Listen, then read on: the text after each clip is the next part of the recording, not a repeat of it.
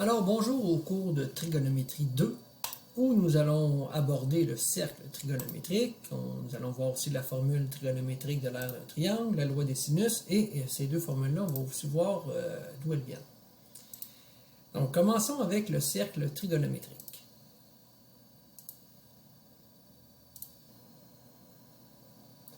Le cercle trigonométrique, ce que c'est un cercle, évidemment, qu'on retrouve dans le plan cartésien. Et le centre de ce cercle-là est l'origine, 0, 0. Et ce qu'il y a de particulier, ce cercle-là, son rayon est de 1. Maintenant, vous allez voir, il y a comme un lien qui existe entre les points qui se retrouvent sur le cercle et la mesure de l'angle qui est ici. Donc, si je prends un point A qui est là, j'ai pris n'importe où sur le cercle, ce point-là, si on crée un angle, là, B avec A, c'est comme une première patte de l'angle, et ça ici, c'est la deuxième patte de l'angle, ça me fait un angle de 32 degrés. Ça me fait un point sur le cercle trigonométrique. Et donc, le X de ce point-là, c'est la partie en rouge, qui serait 0,85, et le Y de ce point-là, c'est la partie en verte, qui est 0,53. Maintenant, il y a un lien qui existe entre l'angle qui est ici et les coordonnées du point qui est là. Si je prends le sin de l'angle 32, donc le sin de l'angle B, c'est quoi? C'est côté opposé divisé par l'hypoténuse. Alors, le côté opposé, c'est le segment vert, divisé par l'hypoténuse, mais l'hypoténuse vaut 1. Et ça, si je fais varier l'angle qui est ici, l'hypoténuse vaut tout le temps, là je suis allé trop loin, mais si l'hypoténuse vaut tout le temps 1, parce que c'est toujours le rayon du cercle. Donc, ça veut dire quoi? Ça veut dire que le segment vert qui est ici correspond exactement au sinus de l'angle qui est là. Puis la même chose, si je parle du côté rouge qui est ici, ça c'est le côté adjacent par rapport à l'angle B. Si je fais côté adjacent sur l'hypoténuse, puis l'hypoténuse vaut 1, donc le côté rouge correspond à quoi? Correspond au cosinus de l'angle. Donc, vous voyez ici, avec un angle de 28, côté opposé sur l'hypoténuse, ça me fait... avec un angle de 28, si je prends le sinus, 0,47 sur 1, ça fait 0,47. Si je prends le cosinus, 0,88 sur 1, ça me fait 0,88. Et si vous le calculez, sinus de 28, ça donne 0,47. Cosinus de 28, c'est 0,88. Donc, le cercle trigonométrique, ici, me permet d'associer à chacun des points qui se retrouvent sur le cercle une donnée qui va correspondre au sinus de l'angle et au cosinus de l'angle. Donc, la partie en vert, c'est la partie en Y, le 0,72 ici, qui est le sinus de l'angle, puis la partie en rouge, qui est la partie en X, qui correspond au cosinus. Maintenant, qu'en est-il pour la tangente? Pour la tangente, je vais considérer le triangle rectangle qui va être formé ici avec le segment bleu qui est là. Donc, la tangente, c'est côté opposé sur côté adjacent. Et là, en faisant un trait bleu qui est ici, ce qui va varier, l'hypoténuse ne sera jamais la même. C'est pas grave parce que ce que je veux, moi, c'est faire le lien entre le côté opposé et le côté adjacent. Et là, le côté adjacent, si vous voyez, il va toujours rester 1. Ça ne bouge pas, c'est tout le temps 1. Donc, ça veut dire quoi? Ça veut dire que la tangente de l'angle, côté opposé sur côté adjacent, si le côté adjacent vaut 1, ça veut dire que la tangente, c'est directement la mesure du côté bleu qui est ici. Donc, tangente de 34, ça va donner la hauteur du côté bleu ici, qui vaut 0,67. Si j'augmente l'angle, vous allez voir, ça me fait 1,73 pour la longueur du segment D, qui est aussi tangente de 60. Donc, c'est une des particularités du cercle trigonométrique qui est intéressante. Maintenant, sachant ça, on sait que dans le cercle, la partie en X, c'est le cosinus de l'angle, et la partie en Y, c'est le sinus de l'angle. Maintenant, qu'est-ce qui arrive dans mon cercle trigonométrique si j'ai un angle plus grand que 90? Là, il y a comme triangle rectangle vraiment... si j'avais un angle plus grand, si je forme mon triangle ici, là, ça n'aurait comme plus de bon sens. Sauf qu'il y a quand même un lien, c'est que la partie en X et la partie en Y va quand même conserver le sin, le cos de l'angle et le sin de l'angle. Donc la partie ici en X, ça correspond au cos de l'angle de 120.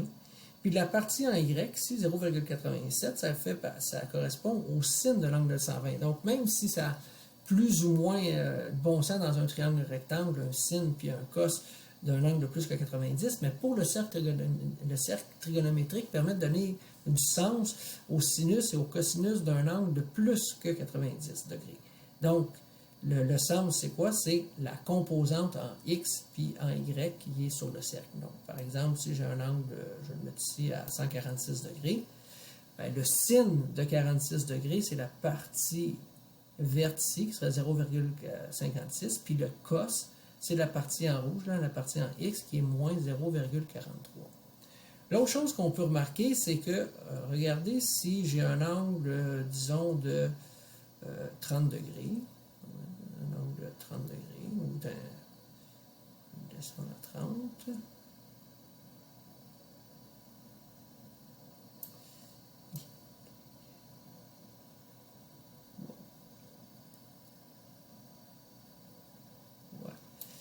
je ne suis pas capable d'y arriver exactement. Ah oui, ok, comme ça. Donc, si j'ai un angle de 30 degrés, vous voyez, la partie sinus vaut 0,5. Si j'ai un angle de 150 degrés, ça me donne aussi exactement 0,5. Donc, ça me fait deux angles différents qui ont le même sinus. Et quel est le lien entre ces deux angles-là? Bien, si vous regardez 150 puis 30, les deux ensemble, ça donne 180. Et ça va être vrai pour n'importe quelle paire d'angles dont la somme est 180 degrés. Donc ça, c'est une autre chose qu'il faut retenir avec le cercle trigonométrique. Maintenant, je vais revenir au PowerPoint. Donc, ce qu'il faut retenir dans le cercle trigonométrique, il est centré à l'origine. Son rayon vaut 1. Les coordonnées d'un point, par exemple le point C ici, son x c'est le cosinus de l'angle et son y c'est le sinus de l'angle. Maintenant, le cercle trigonométrique permet aussi de donner du sens au sinus, cosinus ou tangente d'un angle qui est plus grand que 90 degrés. Ce qu'il faut aussi se rappeler, c'est ce que je vous ai montré, hein, si j'ai deux angles, ici j'avais 28 puis un angle de 152, et les deux, si vous regardez, ils ont la même valeur en y, hein, pour la composante en y, donc le même sinus, 0,47, 0,47. C'est quoi le lien entre les deux? C'est que les deux sont supplémentaires. Les deux ont une somme de 180. Donc ça aussi, c'est une chose à retenir. Maintenant, on va passer à la formule trigonométrique de l'aire d'un triangle. Donc, voici, j'ai un triangle ABC. Et la formule de l'aire de ce triangle-là, avec la trigonométrie, c'est petit a, qui est ici, fois petit b, fois le sin de l'angle C, divisé par 2. Donc, voilà. Allons voir là, pourquoi cette formule-là est vraie, comment est-ce qu'on a fait pour trouver ça. Donc, j'ai mon triangle ABC, et ce qu'on se rappelle, hein, c'est que, bon, ici, quand je veux trouver l'aire d'un triangle, c'est base fois hauteur divisé par 2. Donc, je vais aller me tracer une hauteur ici. Et là, je vais calculer l'aire base fois hauteur divisé par 2. Donc, la base, c'est petit b. La hauteur, c'est mesure de BH et divisé par 2. Donc, maintenant, on va aller dans le triangle BHC. Et dans ce triangle-là, le sinus de l'angle C, c'est côté opposé sur l'hypoténuse. Donc, le côté opposé, c'est la mesure de BH sur l'hypoténuse, qui est petit a. Donc, ça veut dire que sin de l'angle C, c'est BH divisé par petit a. Et si je veux isoler la mesure de BH, je vais multiplier par a de chaque côté, ce qui va me donner que mesure de BH, c'est a fois sin de C. Donc, le BH qui est ici, je peux aller le remplacer par une expression qui est équivalente, qui est A fois sin de C. Donc, B fois A fois sin de C. Alors, là, on a presque la formule, hein, c'est juste que A et B ne sont pas dans le bon ordre, mais la multiplication, c'est commutatif, donc je peux changer l'ordre, ça ne va rien changer. Donc, j'obtiens ma formule, l'aire du triangle, A fois B fois sin de C divisé par 2. C'est de là que vient la formule de l'aire d'un triangle avec une formule trigonométrique. Donc, si je reviens à mon problème de départ, bon, la formule que j'ai ici, le A fois B fois sin de C, A fois C fois sin de B, puis B fois C fois sin de A, c'est que je peux trouver l'aire de ce triangle-là, ben, disons de 3 formules différentes, mais qui est en fait tout le temps la même. Hein. Je prends 2 côtés, fois le sin de l'angle entre les deux, divisé par 2. Donc, je peux faire A fois B fois sin de C, divisé par 2. Mais si je prends A et C comme côté, A fois C fois sin de l'angle B, divisé par 2. Si je prends les côtés B et C, faire B fois C fois sin de l'angle entre les deux, A, divisé par 2. Donc, dépendamment de ce qu'on a, on choisira le bon modèle. Donc, exemple 1. Trouve l'aire d'un triangle ABC, sachant que mon petit A vaut 7, C vaut 12 et la mesure de l'angle B vaut 123 degrés. Donc, je vais aller placer les données au bon endroit. Donc, je prends ma formule de l'aire. Hein. J'ai A, ben, je peux quand même aller ici. Là. Mon petit A vaut 7. Ici, mon petit C vaut 12. Et B vaut 123. Donc, quelle formule je vais prendre? Je vais prendre la formule qui va me permettre de trouver l'aire avec les bonnes lettres. Donc, ici, ça va être A avec C, hein, parce que c'est A et C et l'angle B que je connais. Donc, c'est pour ça que je prends celle-là ici. Donc, A fois C fois sin de B divisé par 2. Là, je vais remplacer. A vaut 7, C vaut 12, l'angle B vaut 123, sin de 123 divisé par 2. Calculer d'un coup, ça va donner une réponse qui n'arrive pas juste, donc environ 35,22.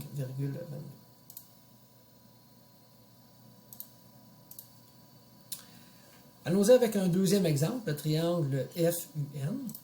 Et dans ce triangle-là, on veut trouver la mesure de l'angle U. Donc là, ce qu'on va faire, c'est que ce que je veux trouver, c'est la mesure de l'angle qui est ici. Ce que je connais, F vaut 7 et petit n vaut 12. Et je connais l'aire qui est de 35,22 cm². Donc, pour pouvoir trouver la mesure de cet angle-là, je vais utiliser la formule de l'aire. Qui va être n fois f fois l'angle entre les deux divisé par 2. Puis je connais l'aire, je connais n, je connais f, il y a juste l'angle u que je ne connais pas. Donc je vais être capable d'aller l'isoler. Donc je remplace l'aire par sa valeur, n par 12, f par 7, sin de u divisé par 2. Donc 12 fois 7, 84, divisé par 2, 42, c'est pour ça que j'ai 42 ici. Et ensuite je vais diviser par 42 de chaque côté de l'égalité. Donc, ce qui va me donner que sin de l'angle U est égal à 0,8385714, etc. Maintenant, si je veux trouver la mesure de l'angle U, je vais faire quoi? Je connais le rapport, je vais faire sin moins 1 sur ma calculatrice du rapport qui est ici. Donc, on calcule sin moins 1 de ce nombre-là, et ça nous donne 57. Bon, ça a-tu de l'allure que l'angle U soit 57? Non, pas bien, c'est un angle obtus. Pourquoi ça fait ça? Bien, rappelez-vous, dans le cercle trigonométrique, hein, tout à l'heure, je dis, pour un même rapport sinus, je peux avoir 2 angles différents. Qu'est-ce qu'il y a de particulier dans ces 2 angles-là? C'est que leur somme donne 180. Donc, si j'ai un angle, ma calculatrice me dit que l'angle U vaut 57, c'est parce que la calculatrice, elle ne peut pas en donner 2, des angles. Elle donne juste celui qui est plus petit que 90. Donc, c'est à nous de savoir que quand ça arrive, vu que je m'aperçois que mon angle U est obtus, puis que la mesure ici, c'est pas un angle obtus, je vais devoir trouver la bonne mesure en faisant quoi? En faisant 180 moins ce que j'ai trouvé ici, ce qui va nous donner 123. Et donc, j'ai fait ici une petite hauteur, là, parce que dans le fond, le 57 qu'on trouve, là, que la calculatrice nous donne, c'est ici. Okay? Donc, le 57, puis ça ici, c'est le 123. Donc maintenant, on va passer à la loi des sinus. Donc la loi des sinus est une loi qui est bonne dans n'importe quel triangle, pas seulement un triangle rectangle. Et cette loi-là se lit comme suit. Donc le sinus de l'angle A divisé par petit a est égal au sinus de l'angle B divisé par petit b est égal au sinus de l'angle C divisé par petit c. Donc, on va voir un exemple d'application. Bon, je veux trouver la mesure de l'angle A, puis je sais que petit a vaut 3, je vais l'écrire ici, petit b vaut 15, et la mesure de l'angle B vaut 120.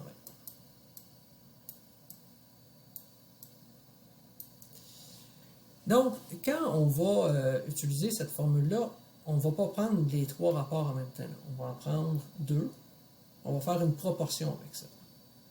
Et il va falloir choisir la proportion qui va faire en sorte que parmi les 4 éléments qui sont dans ma proportion, je vais en connaître 3, puis il y en a juste un que je ne connais pas.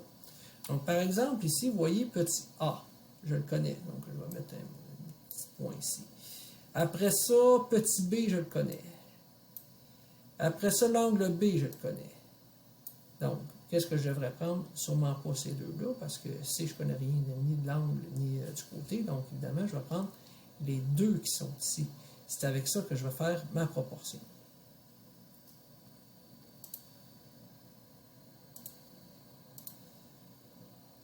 Donc, je vais prendre sin de A sur A est égal à sin de B sur B. Donc, sin de A, je ne le connais pas sur petit a qui vaut 3. Je remplace. L'angle B vaut 120, puis petit b vaut 15. Donc, là, je poursuis.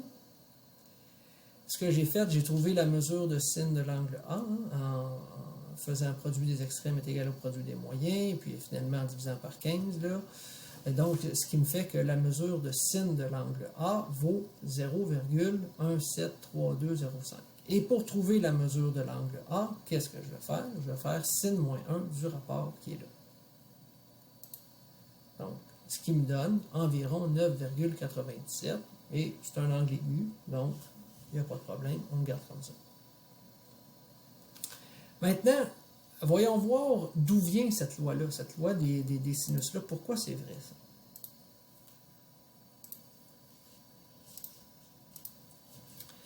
Donc, j'ai mon triangle quelconque.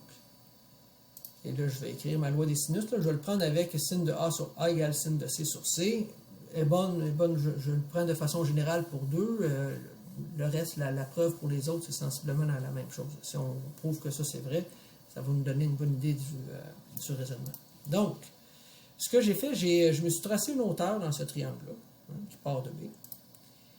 Et j'ai considéré le triangle BHA, ici. Et dans ce triangle-là, ben, le sinus de mon angle A, c'est le côté opposé sur l'hypoténuse. Donc, mesure de BH sur C. Donc, sinus de A, c'est BH divisé par C. Et si j'isole la mesure de BH, ce sera sin fois C fois sin de A. Et je vais faire le même travail dans l'autre triangle. Je vais aller isoler la mesure de BH de la même façon. Donc, dans le triangle BHC, le sinus de l'angle C, c'est le côté opposé sur l'hypoténuse, donc mesure de BH sur A. Et si je veux isoler la mesure de BH, je vais multiplier par A de chaque côté, ça me donne A fois sin de C. Alors, mesure de BH, c'est la même chose. Donc, je peux conclure que C fois sin de A est égal à A fois sin de C. Alors là, l'étape suivante, je vais diviser par A de chaque côté. Donc ici, en divisant par A, il n'y en a plus. Ici, en divisant par A, ça me fait sur A. Et là, l'étape suivante, je vais diviser par C de chaque côté. Donc ici, les C vont se simplifier. Puis de l'autre côté, je vais avoir sin de A sur A. Puis de l'autre côté, sin de C sur C. Ce qui me donne exactement la formule. Donc, c'est de là que vient la formule de la loi des sins.